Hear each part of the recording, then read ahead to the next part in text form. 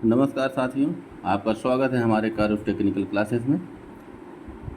जैसा कि हम लोग कल पढ़े थे, heat absorb in A polytropic process. ठीक है, हम लोगों ने निकाला था फार्मूला Q बराबर जो भी आया था हमारा gamma minus one upon one minus gamma one minus n into work done. ठीक है, ये हम लोग प्रूव कर चुके थे कल।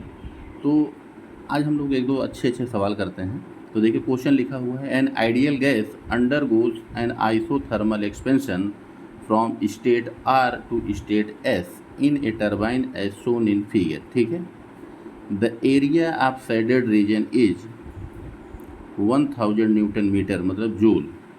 The amount of work done during the process is, चार ऑप्शन दे रखा है, 14,000 newton metre, 12,000 newton metre, 11,000 newton metre and 10,000 newton metre. ठीक है, ये दे रखा है, हमको कैलकुलेट करना है कि पूरे इस प्रोसेस के दौरान कितना वर्क डन होगा। ठीक है, तो ये जो वर्क डन हो रहा है ये टरबाइन के एक्सपेंशन के दौरान, उसी दौरान हमारा जो शाफ्ट जो टरबाइन के जिस पे ब्लेड लगा होगा वो रोटेट कर रहा होगा, तो जो हमारा शाफ्ट रोटेट कर रही होगी, इसलिए हमको आउटपुट वर्क डन मिल रहा है। ठीक है, और हमने बताया भी था कि टरबाइन हमारा वर्क प्रोड्यूसिंग डिवाइस है। ठीक है, तो वर्क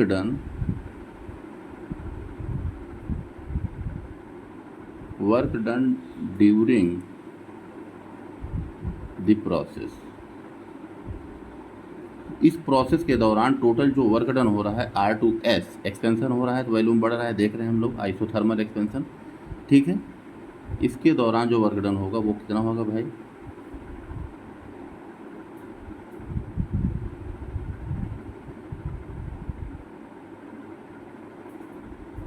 साइडेड एरिया प्लस एक इतना पार्ट का ये जो बन रहा है हमारा rectangle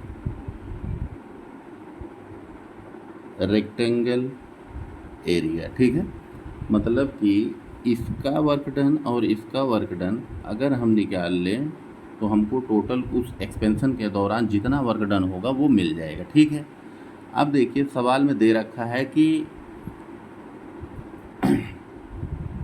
the area of shaded region is 1000 newton metre.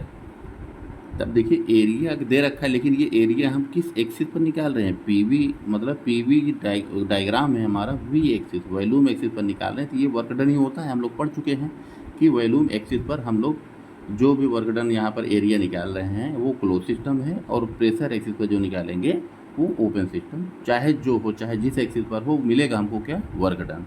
ठीक है, ये बात समझ में आ रही है आपको, मतलब किसी भी एक्सिस पर एरिया हम लोग प्रोजेक्ट करके अगर उसका एरिया निकालते हैं जो भी ग्राफ दिया गया तो वर्क डन मिलेगा।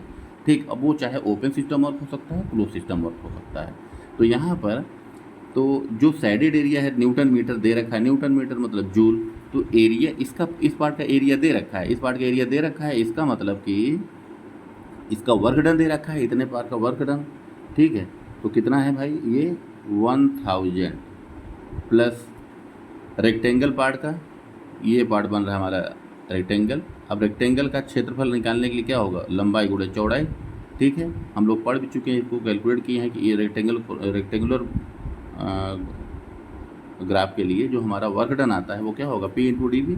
तो इसके लिए क्या होगा भाई, ये लाइन कितना प्रेशर है, एक बार, देखिए प्रेशर दे रखा है बार में, तो इसको हमको न्यूटन पर मीटर स्क्वायर में बदलना पड़ेगा। तो एक बार पहले यहाँ पर हम लिख देते हैं P into D V formula. ठीक है, बराबर 1000 प्लस प्रेशर कितना है 1 इंटू 10⁵, एक बार हमने वन बार बराबर 10⁵ न्यूटन पर मीटर स्क्वायर।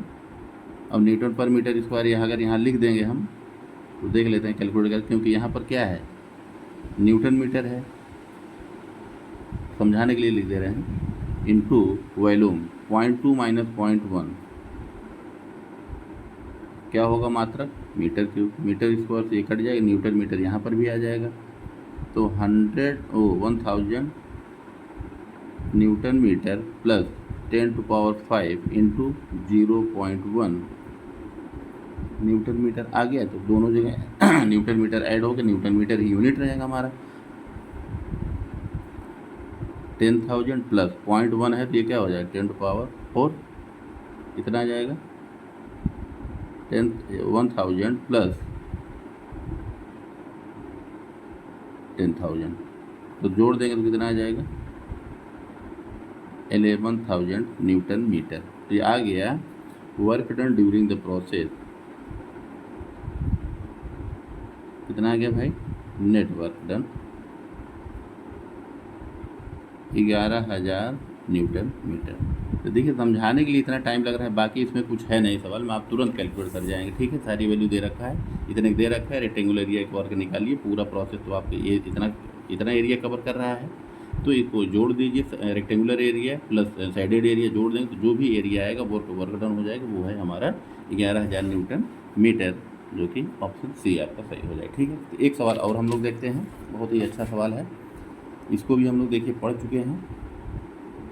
ये है ए न्यू टेम्परेचर स्केल से रो डिग्री सेंटीग्रेड। ठीक है, the boiling and freezing point of water at 1 atmosphere are 1000 Ro degree and 100 Ro degree and 300 Ro degree respectively.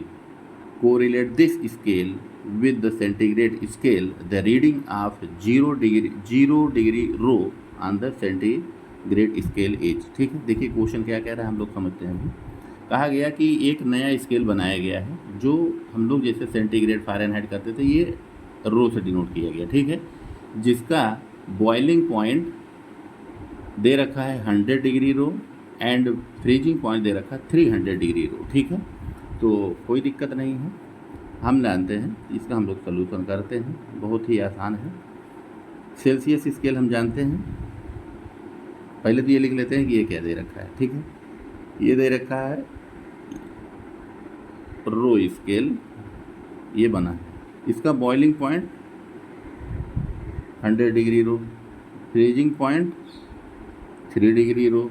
ठीक है, ये दे रखा है, देने देखिए वैसे होना नहीं चाहिए ऐसा, लेकिन दे रखा है तो कोई दिक्कत नहीं है।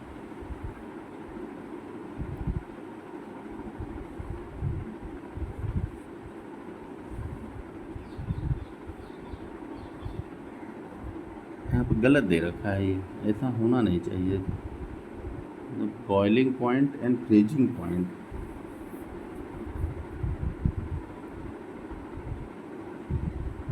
न्यू टेम्परेचर स्केल से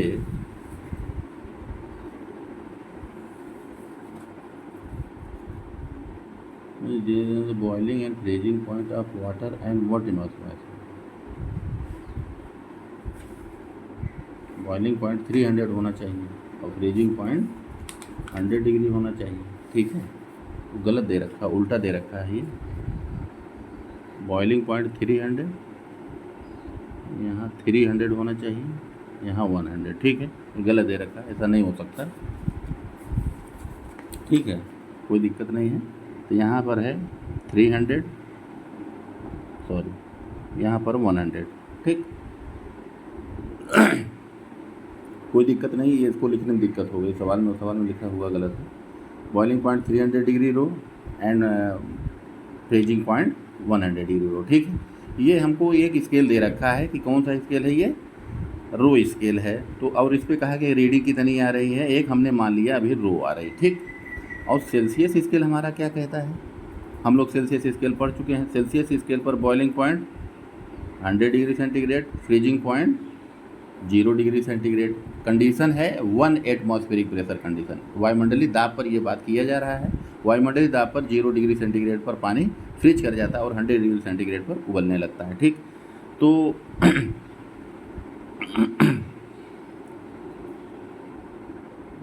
मान लेते हैं इस पर कितना है टेम्परेचर, कितनी रीडिंग आ रही है, सी आ रही है। ठीक, तो हम लोग रिलेशन जानते हैं, reading on any scale minus LFP। देखिए ये क्या होता है, LFP लोअर फिक्स पॉइंट, और ये है हमारा UFP अपर फिक्स पॉइंट। ठीक है, lower fix point, upper fix point, ये चीज़ ध्यान रखिएगा। Reading on any scale minus LFP upon UFP minus LFP बराबर कांस्टेंट फॉर ऑल स्केल। तो ये जो कांस्टेंट रहेगा सभी स्केल के लिए सेम रहेगा। हम लोग इसको पढ़ चुके हैं, लेकिन फिर एक बार हम लोग देख लेते हैं। तो मान लीजिए पहले के लिए हमने लगाया, तो इस पे रीडिंग यानी एन स्केल क्या है, rho minus lower fix point 100, तो अपर फिक्स पॉइंट कितना आ गया 300 माइनस लोअर फिक्स पॉइंट बराबर कांस्टेंट हमने मान लिया x है। ठीक है, हमने मान लिया कांस्टेंट क्या है x। समीकरण 1। इसी प्रकार सेंटीग्रेड के लिए लगाएंगे, जब सेंटीग्रेड के लिए लगाएंगे तो उस पर कितनी रीडिंग आ रही है c minus lower fix point 0 upper fix point 100 minus 0 बराबर x, क्योंकि जो कांस्टेंट आएगा वो सभी स्केल के लिए सेम रहेगा। तो देखिए x और x क्या है बराबर, इसलिए ये इक्वेशन भी x और x बराबर है, इसलिए ये दोनों भी बराबर होंगे। तो c माइनस 0 तो हम c upon 100 equal to Ro minus 100 upon 300 minus 100। ठीक है, तो c अपान 100 बराबर रो माइनस 100 अपान 200, ये कट जाएगा। ठीक है, तो c बराबर रो माइनस 100 बाई 2। अब देखिए सवाल में क्या दिया गया, कहा गया the reading of 0 degree Ro on the centigrade scale. अगर इस जो स्केल बनाया गया इसका मान 0 हो जाए तो सेल्सियस स्केल पर कितनी वैल्यू आएगी। बात समझ रहे हैं, कहा गया कि the reading of 0 degree Ro on the centigrade scale is, जो रो स्केल हमने बनाया अगर इसका मान 0 हो जाए तो ये वैल्यू सेल्सियस स्केल पर न्यूमेरिकली कितना होगा, मतलब रो स्केल पर 0 डिग्री तो सेल्सियस स्केल पर कितना होगा। ठीक है, तो यहाँ पर देखिए कहा गया कि रो का मान क्या है, c बराबर 0 माइनस 100 बाई 2 बराबर कितना आ जाएगा माइनस 50 डिग्री रो, 50 डिग्री सेंटीग्रेड, सॉरी सेल्सियस निकाल रहे हैं, माइनस 50 डिग्री सेंटीग्रेड। तो आप देख लीजिए आंसर आपका कौन सा मिल रहा है, ऑप्शन बी। ठीक है, तो ये सवाल कुछ एक दो सवाल हम लोग देखेंगे, कल भी हम लोग देखेंगे, अच्छे अच्छे सवाल करेंगे। छोटे छोटे सवाल हैं ये सब, बस केवल समझाने के लिए कि एक बार आपका जो हम लोग पढ़ चुके हैं रिवीजन बुक हो जाए आपका। ठीक है, तो ये हम लोग यहीं पर क्लोज करते हैं, नेक्स्ट कल देखेंगे। धन्यवाद।